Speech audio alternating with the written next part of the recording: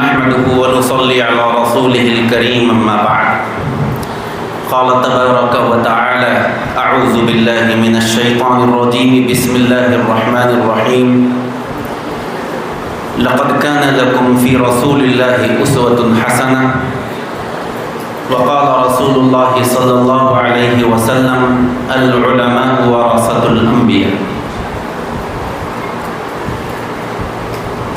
وقت تو ایسا ہو رہا ہے کہ آپ سب کی بھی دلی خواہش ہے کہ اب ہم کو فرصت دی جائے، ہم نماز پڑھیں، کھانا کھائیں اور اپنی اپنی منزلوں کی طرف روانہ ہو جائیں.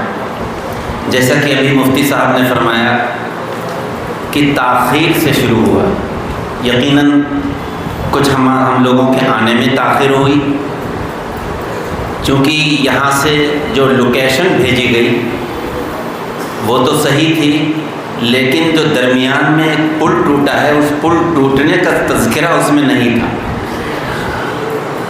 اب اس کی وجہ یہ ہوئی کہ ہر شخص اپنی منزل سے جب اس نے دیکھا کہ ہمیں 2 گھنٹے لگیں گے، 1.5 گھنٹہ لگے گا، 2.5 گھنٹے لگے گا، وہ اس اعتبار سے چلا کہ 9 سوا 9 تک چلے جائیں گے.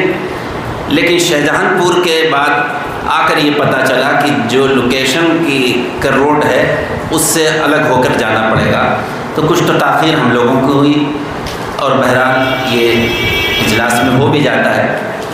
یقیناً ان حضرات کو اس سے بڑی دشواری ہوئی. مجھے مختصراً بات عرض کرنی ہے. ابھی مجھ سے پہلے مولوی عبداللہ صاحب نائب صدر جمعیت علماء اتر پردیش نے جمعیت کے حوالے سے بڑی مفید گفتگو کر لی ہے، اس لیے کوئی تفصیلی بات نہیں کرنا. چونکہ آپ علماء ہیں، بڑے بڑے مجمعوں میں خطاب کرنے والے ہیں، جمعے کے خطیب ہیں، جلسوں کے خطیب ہیں، اور میں نے جو قرآن کریم کی آیت مبارکہ اس وقت تلاوت کی ہے اس کو بھی آپ بارہا بڑے بڑے مجمعوں میں اس آیت کی تلاوت کرتے ہیں. لقد کان لکم فی رسول اللہ اسوۃ حسنہ، کہ تم سب کے لیے اللہ کے رسول میں عمدہ نمونہ ہے.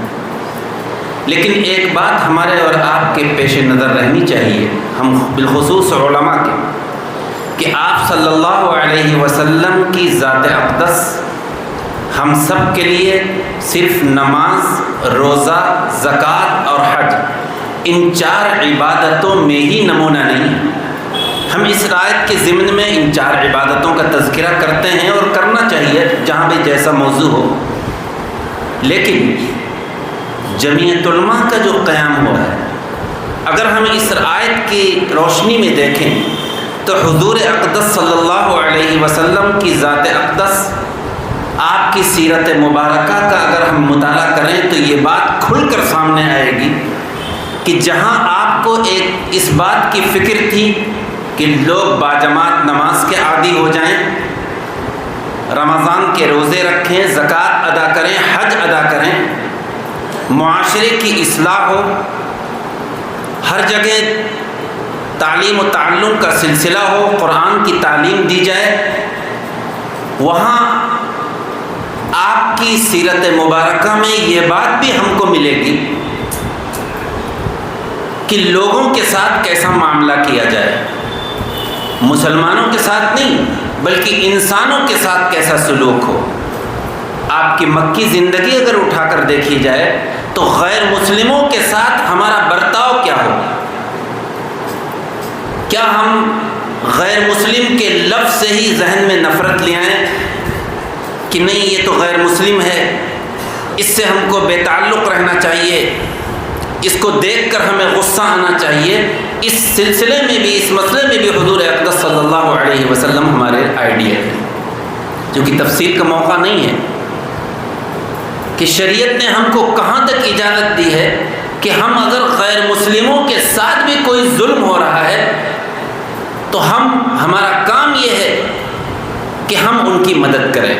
مظلوم صرف مسلمان نہیں بلکہ بحیثیت انسان غیر مسلم بھی اگر مظلوم ہے، اس کے ساتھ بھی ظلم ہو رہا ہے تو ہم اس مظلوم کا ساتھ دیں کسے باشد. اور ایسا ہوا ہے، بارہا ایسا ہوا ہے. ہمارے اکابرین کی سوانح اٹھا کر دیکھ لیجئے، اس سے بھری ہوئی ہے. اس لیے جمعیت علماء کے حوالے سے ایک بات مجھے آپ سے یہ بھی عرض کرنی ہے بھائی دو چیزوں میں، اللہ کے بندے ہونے میں، پیارے نبی کے امتی ہونے میں غیر مسلم ہمارے ساتھ ہے۔ وہ بھی اللہ کے بندے ہیں، پیارے نبی کے امتی ہیں، بس ایمان ان کے پاس نہیں ہے، ہمارے آپ کے پاس ایمان ہے۔ تو اس لیے جو اس وقت ملک کے حالات ہیں، ملک کے حالات جب ہم پڑھتے ہیں یا سنتے ہیں، اخبارات دیکھتے ہیں، تو ایک اندر سے غصہ آتا ہے ہمیں اس طبقے پر۔ لیکن جیسا کہ ابھی بتایا گیا کہ اس سے پہلے حالات کیا تھے، مکی زندگی میں کیا حالات تھے، مسلمانوں کے لیے کیا مشکلات تھیں، اور اس وقت حضور اقدس صلی اللہ علیہ وسلم اور صحابہ کرام کا کیا عمل تھا، یہ بھی ہمارے پیش نظر رہنے چاہیے۔ جہاں تک جمعیت علماء کی اغراض و مقاصد یا اس کی خدمات کا تعلق ہے، اس کو بیان کرنے کے لیے تو بڑا وقت چاہیے۔ ہمارے سامنے حضرت مولانا حکیم الدین صاحب ناظم عمومی تشریف فرما ہے، ان کا کلیدی بیان ہوگا۔ بس ایک بات ضرور عرض کرنا چاہتا ہوں کہ آپ ماشاءاللہ اس گرمی میں مختلف اضلاع سے، جو وسطی زون کے 26 اضلاع ہیں، سفر کی صعوبتیں برداشت کر کے یہاں تشریف لائے ہیں، تو یہاں سے کوئی پیغام لے کر ضرور جائیں۔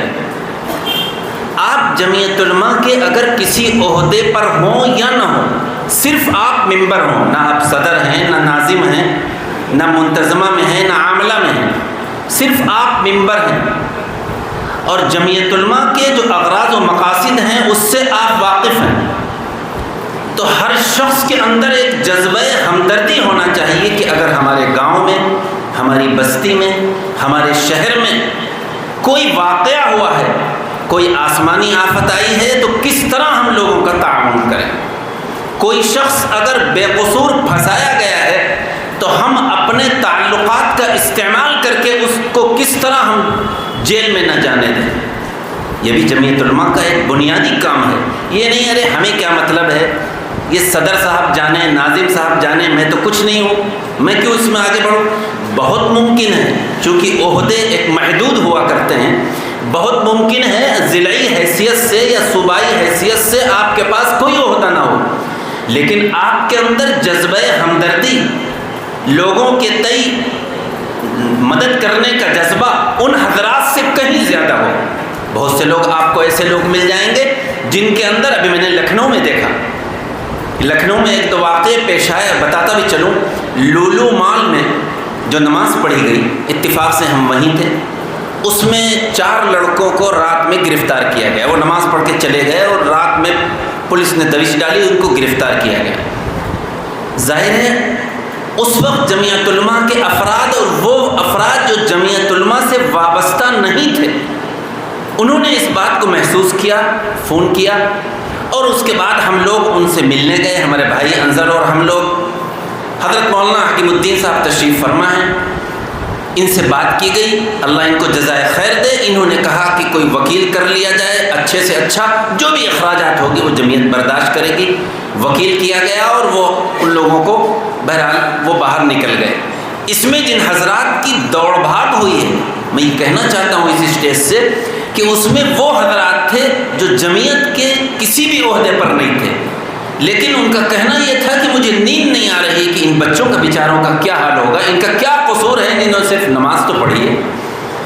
تو ایسے میرے بھائی، میرے عزیز، میرے دوست، ہمارے ہر ضلع میں کبھی کسی کو بلا وجہ پولیس پکڑ کے لے جاتی ہے، کوئی وجہ نہیں۔ کتنے واقعے ہمارے ضلع لکھیم پور میں ہوئے کہ کسی ہمارے نوجوان نے فیس بک پر یا واٹس ایپ پر کوئی ایسی چیز ڈال دی اور پولیس آئی پکڑ لے گئی۔ اب ہمارا کام یہ ہے کہ ہم اپنے تعلقات کا استعمال کریں، بلکہ میں آپ سے یہ بھی کہنا چاہتا ہوں کہ آپ مدرسے کے مدرس ہوں، محتمم ہوں، کہیں کے امام ہوں، لیکن یہ جو عملہ ہے، پولیس کا عملہ ہے، یہ ہمارے ادھیکاری، ان سے اپنے تعلقات کو بنائے رکھیں، صرف اپنے ذاتی مفاد کے لیے نہیں بلکہ مظلوم کی مدد کے لیے۔ ایک یہ ہوتا ہے کہ آپ کا اپنا ذاتی فائدہ ہے، بہت سے لوگ تعلقات ان حضرات سے رکھتے ہیں کہ ہم پر کوئی مصیبت آئے گی تو چلو ہمارا تعلق ہے نہیں۔ الاعمال بالنیات، آپ کی نیت یہ ہونی چاہیے کسی M P, M L A, D M, کپتان سے تعلق کے لیے کہ اگر ہمارے ضلع میں کسی اوپر ظلم ہو رہا ہے تو ہم اس ظلم کو دور کر سکتے ہیں۔ کتنے مسائل ہمارے یہاں ہیں، تفصیل کا موقع نہیں، ابھی دہرارہ کے حضرات یہاں تشریف فرما ہیں، حضور صلی اللہ علیہ وسلم کی شان اقدس میں گستاخی کی گئی۔ اللہ جزائے خیر دے ان حضرات کو کہ انہوں نے مجھ کو فون کیا، میں نے ان کو ایک مشورہ دیا کہ دیکھو نہ کوئی ہنگامہ، نہ کہیں پر کوئی جلوس، نہ کسی کو بتانے کی ضرورت ہے، آپ چند لوگ ایس ڈی ایم اور سی او کے پاس چلے جائیں۔ ایک پپو شریواستو کے نام سے ایک لڑکا تھا، اس نے حضور کی شان وہی بات کہی تھی جو نپن شرما نے کہی تھی، اور جا کر چلے جائیں، بات کر لی جاتی ہے ڈی ایم کپتان سے، کسی کو نہ بتائیں۔ ان حضرات نے عبد المتین صاحب اور مولانا یونس صاحب وغیرہ یہ گئے، ایک اس کا جو کچھ اس نے کہا تھا میرے واٹس ایپ پر بھی بھیجا، میں نے اپنے ضلع کے کپتان اور ڈی ایم سے بات کی، آدھا ایک گھنٹے میں اس شخص کو گرفتار کر کے جیل بھیج دیا گیا، آج بھی وہ جیل میں ہے۔ اب یہ کام بڑی خاموشی سے کیا گیا، اب اس میں ہم جلوس نکالیں، لوگوں کو بتائیں تو ظاہر ہے پھر ان حضرات کے لیے بھی اس کو گرفتار کرنا بڑا مشکل ہوتا ہے۔ میرا کہنا یہ ہے کہ بعض مرتبہ کچھ مصلحت بھی ایسی ہوتی ہے کہ آپ بڑے سے بڑے کام کر جائیں۔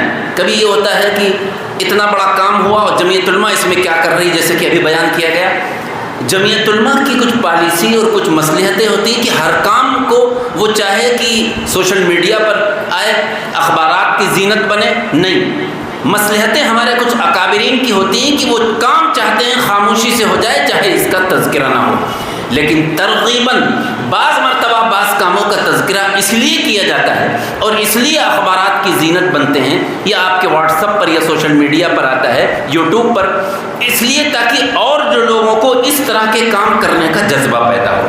بہرحال یہی ایک پیغام جمعیت علماء کا ہے کہ جہاں ایک طرف اصلاح معاشرہ کی کوششیں ہوں، آپ اپنے بیانات میں، یہ بھی بتلا دوں، آپ میں سے بہت سے جمعہ کے امام ہوں گے، آپ جب کہیں تقریر کے لیے جائیں، بلایا جائے یا جمعے کے امام ہوں، تو یہ مت دیکھیں کہ کس چیز سے لوگ خوش ہوتے ہیں، بلکہ یہ دیکھیں یہاں پر کون سا منکر ہے کہ جس پر ہم نکیر کر سکتے ہیں، بلا خوف لومۃ لائم اس منکر پر آپ نکیر کریں گے۔ ہو سکتا ہے جو آپ کا داعی ہو وہی اس منکر میں مبتلا ہو اور آپ کو دوبارہ نہ بلائے، آپ کا نذرانہ نہ دے، لیکن اس کی فکر مت کریے گا، تبھی معاشرے کی اصلاح ہو سکے گی، ورنہ ہوتا یہ ہے کہ پتہ نہیں ہم اگر یہاں کچھ کہیں گے تو لوگ ناراض نہ ہو جائیں۔ اور آخری بات جو مکاتب کے حوالے سے ہے اس میں میں تفصیلی بات نہ کروں گا کیونکہ وقت بہت ہو چکا ہے۔ دینی مکاتب یہ اس وقت کی اہم ترین ضرورت ہے۔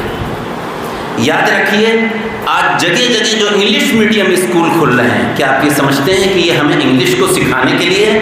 نہیں، جو ایک غیر اسلامی کلچر ہے وہ مسلمانوں کو اس کلچر میں ڈھالنے کے لیے یہ اسکول کھولے گئے ہیں۔ انگلش تو انسان کہیں بھی سیکھ سکتا ہے، آج ضرورت ہے، میں تو کہتا ہوں کہ بڑے بڑے جلسوں سے وہ فائدہ نہیں ہے، آپ جلسوں میں ہزاروں لاکھوں روپے خرچ کرتے ہیں، جو ایک کسی گاؤں میں کہ ہر مسجد میں ہر محلے میں آپ دینی مکتب قائم کر دیں، اس کی ضرورت زیادہ ہے، وہ ایک مستقل ضرورت ہے۔ بھائی اب جلسے میں لوگوں نے سنا اور چلے گئے، یاد رہا کچھ نہیں یاد رہا، ہمارا اور آپ کا سب کا کام یہ ہے کہ ہم دینی مکتب قائم کریں۔ دینی مکتب یہ بنیاد ہوا کرتے ہیں۔ ہمارے یہاں 1950 میں حضرت مولانا حسین احمد مدنی رحمۃ اللہ علیہ جب محمدی تشریف لائے اور ادارہ محمودیہ کی بنیاد رکھی تو اس وقت جد امجد مولانا رمضان الحق جو شیخ الہند کے شاگرد تھے وہ مکتب ہی سے شروعات کی۔ میرے یہاں آج 71 سال ہو گئے، مکتب ہی چل رہا ہے، اس کے بعد میں عربی درجات اور ہوئے، لیکن شروع میں مکتب تھا۔ اور انتہائی افسوس کے ساتھ، آپ چونکہ میرے اپنے ہیں اس لیے آپ کو گرا نہ گزرے، انتہائی افسوس کے ساتھ کہنا پڑ رہا ہے، یہ المیہ ہے ہمارا کہ اگر ہمارا کوئی فارغ التحصیل دارالعلوم دیوبند یا کہیں کا کسی مدرسے میں پڑھا رہا ہے، کسی وجہ سے وہاں سے جانا پڑ گیا، نکلنا پڑ گیا یا نکالا گیا یا اس کو مستعفی ہونا پڑا، تو وہ جا کے ایک مدرسہ قائم کرتا ہے جس میں چند بچے رکھ لیتا ہے اور اس کے بعد خوب اس کا چندہ کرتا ہے۔ بہت افسوس کے ساتھ اللہ کے گھر میں یہ بات گزارشاً آپ سے کہنا پڑ رہی ہے کہ اب یقیناً جہاں مدرسے نہ ہوں وہاں آپ مدرسے قائم کریں، لیکن جو اصل چیز ہے وہ ہے مکاتب دینیہ، دینی مکاتب جو دینی تعلیمی بورڈ کا نصاب ہے اس کے تحت چلائیں، وہ زیادہ بہتر ہے، بہت اچھا نصاب ہے، یا اس کے علاوہ، لیکن کوشش کریں آپ اپنے گاؤں میں، بلکہ میں یہ کہتا ہوں بعض علاقوں میں جو بدعات پھیلی ہیں یا قادیانیت آئی ہے، وہاں ہمارے علماء جو فارغ ہو کے آئے وہ باہر چلے گئے، بامبے، حیدرآباد، مدراس، بنگلور، اور انہوں نے وہ جگہ چھوڑ دی۔ اب جب وہ جگہ چھوڑ دی تو وہاں پر کوئی فارغ ہو کے بریلی سے آیا ہے دوسرے مسلک کا، اس نے وہ جگہ پکڑ لی اور اس کے بعد وہاں اس نے محنت کی۔ یہ کچھ یہی ہمارے یہاں کا حال ہے۔ جانتے ہیں ہمارے یہاں کے گولا کے قریب چٹیا عمر پور کا علاقہ ہے کہ 8-10 گاؤں جو پہلے بدعت زدہ نہیں تھے، لیکن کوئی بدعتی وہاں عالم نہیں تھا، ایک اپنے عالم باہر چلے گئے اور وہ آئے تو اس کے بعد وہاں پر محمدی۔ آخر میں ایک بات کہہ کر بات ختم کروں، محمدی آپ نے نام سنا ہوگا، یہ بریلی کے قرب کی وجہ سے محمدی بدعت کا گڑھ تھا۔ ہمارے والد صاحب بتلایا کرتے تھے کوئی ایسی بدعت نہیں ہے جو محمدی میں نہ ہوتی ہو، بالکل بدعت کا پوری محمدی بدعتی۔ ہمارے بھی دادا سے پہلے جو پر دادا تھے کٹر بدعتی تھے۔ اللہ نے ہمارے دادا کو توفیق دی، اپنے شوق سے دارالعلوم پڑھنے گئے۔ یہ واقعہ میں مختصراً بتا دوں، ہے تو ایک گھر کی بات، لیکن صرف ایک اس لیے کہ اس سے ایک سبق لے کر آپ جائیں گے۔ انہوں نے خواب میں دیکھا تھا کہ حضور کہ ہم دارالعلوم دیوبند میں بخاری پڑھ رہے ہیں، میرے دادا نے 10 سال کی عمر میں۔ ان کے والد یعنی ہمارے پر دادا ان کو دینی تعلیم نہیں دلانا چاہتے تھے، کہتے تھے بھائی تمہیں تو میں انجینئر بناؤں گا، ڈاکٹر بناؤں گا، کہاں یہ خواب کی بات ہے۔ ان کا نہیں، اب میں نے خواب دیکھا ہے، تمہیں دارالعلوم ہی جا کر پڑھوں گا۔ اجازت نہیں دی۔ جب بہت سے ان کے دوستوں سے کہلوایا تو کہا اگر تم برباد ہونا چاہتے ہو، اپنے مستقبل کو خراب کرنا چاہتے ہو تو جاؤ پھر، لیکن دینی تعلیم کے نام سے ہم تم پر ایک پیسہ بھی نہیں خرچ کریں گے۔ چنانچہ محمدی سے شاہجہان پور پیدل چلے گئے، شاہجہان پور سے 1 روپیہ اس وقت کرایہ ہوا کرتا تھا دیوبند کا، وہاں چلے گئے اور اس کے بعد دارالعلوم آ گئے۔ حضرت قاری طیب صاحب سے پہلے کے دور کی بات ہے، دفتر اہتمام میں پہنچے۔ دفتر اہتمام میں محتمیم صاحب سے کہا کہ میں آیا ہوں۔ اب محتمیم صاحب نے کہا ایک چھوٹا سا بچہ بھائی کہ تمہارے والد، تمہارے چچا، تمہارے بھائی، کہا کوئی نہیں۔ تو کہا داخلہ تو بھائی شوال میں ہوتا ہے، رمضان کے بعد ہوتا ہے، یہ داخلے کا وقت نہیں، چلے جاؤ، واپس چلے جاؤ۔ اب یہ رونے لگے، آنسوؤں سے رونے لگے کہ لگتا ہے یہ خواب شرمندہ تعبیر نہیں ہوگا۔ ایک بہت بڑے بزرگ وہاں تشریف فرما تھے، انہوں نے کہا کہ محتمیم صاحب اس بچے کو بغیر کسی دستور و ضابطے کے آپ داخل کر لیجئے، اس کے چہرے مورے سے یہ لگتا ہے کہ اللہ تعالیٰ اس سے دین کا بڑا کام لے گا۔ چنانچہ وہاں داخل ہو گئے۔ 4 سال تک ان کے والد نے ایک نہیں پائی اس نام سے وہاں نہیں دی۔ 4 سال کے بعد ان کو کہا گیا کہ بھائی کم از کم بچے کی خبر تو لیجئے۔ تو خط جو لکھتے ہیں، بس آخری بات ہے، ختم کر رہا ہوں ذرا، لیکن چونکہ شاید کوئی پیغام آپ کو مل جائے۔ خط جو لکھا تو وہ لکھا دیکھو دیوبند میں پڑھ تو رہے ہو لیکن دیوبندی نہ بننا، پڑھ رہے ہو دیوبند میں دیوبندی نہ بننا۔ ہمارے دادا مولانا رمضان اللہ کو خط شیخ الہند کی خدمت میں لے گئے کہ حضرت گھر سے یہ خط آیا ہے کہ دیوبند میں پڑھ رہے ہو دیوبندی نہ بننا۔ شیخ الہند تو شیخ الہند تھے، جو جواب دیا ہے وہ آپ کو سنانا چاہتا ہوں۔ شیخ الہند نے فرمایا کہ دیکھو اس میں یہ لکھا ہے دیوبندی نہ بننا، تم کو یہاں قرآن پڑھایا جا رہا ہے، حدیث پڑھائی جا رہی، فقہ پڑھائی جا رہا ہے، دیوبندی تو نہیں بنایا جا رہا۔ تم کو تو یہاں یہ چیزیں سکھائی جا رہی، تم ہرگز جس دن تمہیں کوئی دیوبندی بننے کا کہے اس دن تم چلے جانا۔ اور تمہاری نسبت تو بڑی ہے، تم نہ دیوبند میں رہتے ہو نہ بریلی میں، تم تو محمدی میں رہتے ہو، تمہاری نسبت تو محمد صلی اللہ علیہ وسلم کی طرف ہے۔ اتنی اعلیٰ نسبت کے بعد تمہیں دیوبند کی نسبت کی کیا ضرورت ہے؟ بہرحال وہ بڑے لوگ تھے، کتنا اچھا جواب دیا۔ انہوں نے پڑھا 8 مہینے وہاں پڑھایا بحیثیت پرنسپل کے، لیکن دل میں آیا کہ ضلع لکھیم پور کے پہلے عالم ہیں، وہاں استعفیٰ دیا اور آ کر یہ مدرسہ ادارہ محمودیہ قائم کیا مکتب کی شکل میں۔ میں یہ پیغام صرف اس لیے دینا چاہتا ہوں کہ آپ بڑے لوگ ہیں، بڑی دور سے آئے ہیں، بڑی سفر کی مشقتوں، یہاں جا کر دینی تعلیمی بیداری کے تعلق سے لوگوں کو جوڑیے اور لوگوں کو آپ دینی مکتب قائم کر کے اس میں لائیے۔ تنخواہیں اگر آپ نہیں دے سکے تو جو بڑے مدرسے والے ہیں ان سے کہیں گے کہ اپنی آمدنی کا کچھ حصہ وہ مختص کر دے دینی تعلیم کے لیے۔ بس انہی کلمات کے ساتھ اپنی بات ختم کرتا ہوں، اور آخر میں ایک ضرور یہ کرتا ہوں کہ مفتی صاحب نے میرا نام پیش کر دیا، اور طریقہ تو یہ تھا کہ آپ میں سے کوئی نام پیش کرتا، پھر جس کے نام کی تائیدات زیادہ ہوتی وہ اس کو صدر بنا دیا جاتا، مجھ نااہل کو جو کم علم بھی ہے، کم سمجھ بھی ہے۔ بہرحال اب دعا فرمائیں کہ اللہ تعالیٰ نے جو یہ ذمہ داری اس حقیر ناچیز کے کندھوں پر ڈالی ہے، اس کو بحسن خوبی اخلاص کے ساتھ اس ذمہ داری کو نبھانے کی توفیق عطا فرمائے۔ وآخر دعوانا